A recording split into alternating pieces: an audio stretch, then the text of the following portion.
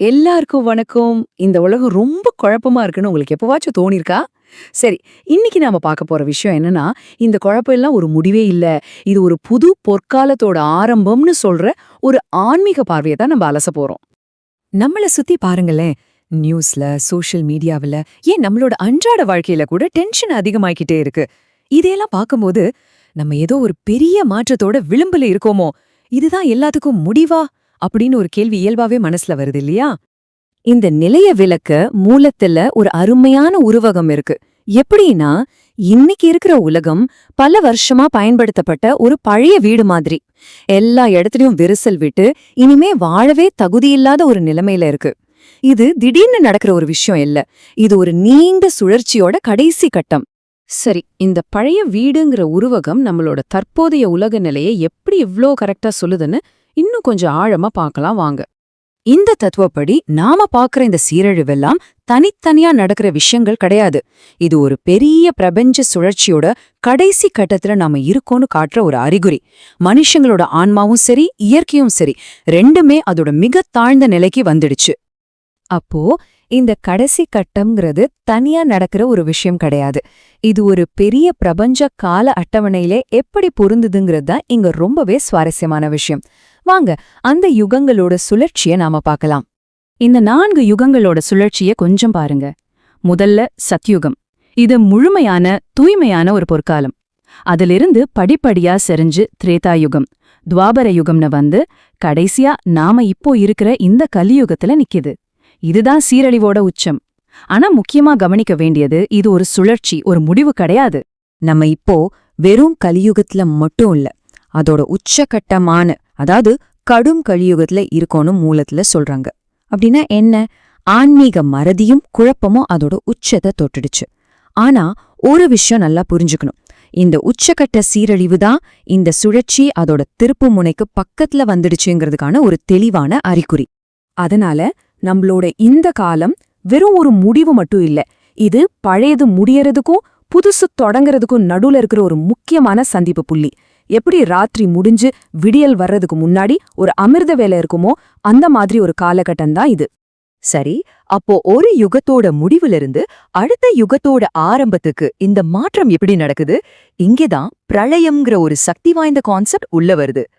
இங்கே ஒரு பொதுவான தப்பான புரிதல் இருக்கு. அதை நாம முதல்ல சரி செய்யணும். பிரளயம்னா எல்லாத்தையும் அழிச்சிடுறதுன்னு நாம நினைக்கிறோம். ஆனா அது அப்படி இல்ல. அது ஒரு பெரிய அவசியமான சுத்திகரிப்பு செயல்முறை. ஒரு பழைய வீடை இடிச்சிட்டு புதுசா கட்டுற மாதிரி. பழையதை இடிக்கிறோம், ஆனா எதுக்கு? புதுசா ஒன்ன கட்டுறதுக்காக. இதுதான் இந்த விளக்கத்தோட மிக முக்கியமான ஒரு வாதம். வெளியில நாம பாக்குற இந்த பேரழிவுகள் எல்லாம் தற்செயலா நடக்கிறதில்ல. அது நம்மளோட கூட்டு மனவிலையோட நேரடி பிரதிபலிப்பு. நம்மளோட நெகட்டிவ் எண்ணங்களோட சக்தி இயற்கையில பரவி அதுதான் பூகம்பமா, புயலா வெளியில வருது. இந்த அருவமான கருத்தை புரிஞ்சுக்க மூலத்திலிருந்து ஒரு சூப்பரான உதாரணத்தை பார்க்கலாம். ஒரு அறிவியல் ஆய்வுல என்ன பண்றாங்கன்னா, அன்புன்னு எழுதின ஒரு பாத்திரத்துல இருந்த தண்ணியோட படிகங்கள் ரொம்ப அழகா இருந்திருக்கு. அதே சமயம் வெறுப்புன்னு எழுதின பாத்திரத்துல இருந்த தண்ணியோட படிகங்கள் சிதைஞ்சு போயிருந்திருக்கு. யோசிச்சு பாருங்க, ஒரு சொட்டு தண்ணிய நம்ம எண்ணங்கள் இந்த அளவுக்கு பாதிக்க முடியும்னா, கோடிக்கணக்கான மக்களோட கூட்டு எண்ணங்கள் இந்த முழு கிரகத்தையும் எப்படி பாதிக்கும்? இது மனசோட சக்திய ரொம்ப தெளிவா காட்டுது இல்லையா? சரி, இந்த பிரபஞ்ச நிகழ்வுகளுக்கு நாமே தான் காரணம்னா, இதுல நம்ம ஒவ்வொருத்தரோட பங்கு என்ன? இங்கதான் தேர்வுங்கிற ஒரு முக்கியமான விஷயம் வருது. இங்க ஒரு ரொம்ப சக்தி வாய்ந்த செய்தி இருக்கு. ஒரு உயர்ந்த ஆன்மாவா மாறுறதுங்கிறது யாருக்கோ முன்னாடியே எழுதப்பட்ட விதி கிடையாது. அது நம்ம ஒவ்வொருத்தரோட தனிப்பட்ட தேர்வு, நம்மளோட முயற்சி. கடவுள் ஒரு அப்பா அம்மா மாதிரி இந்த வாய்ப்பை எல்லா ஆன்மாக்களுக்கும் சமமா கொடுக்கறார். இந்த வரப்போற மாற்றங்களை கடந்து போறதுக்கு 2 வழிகள் இருக்கு. மூலத்துல சொல்ற மாதிரி, ஒன்னு அன்பால், அதாவது நாமளா உணர்ந்து நம்மள மாத்திக்கிறது. இன்னொன்னு அடியால், அதாவது துன்பங்கள் மூலமா பாடம் கத்துக்கிறது. அன்போட பாதையை தேர்ந்தெடுக்கிறவங்க சத்தியுகத்துக்கு ரொம்ப சுலபமா போயிடுறாங்க.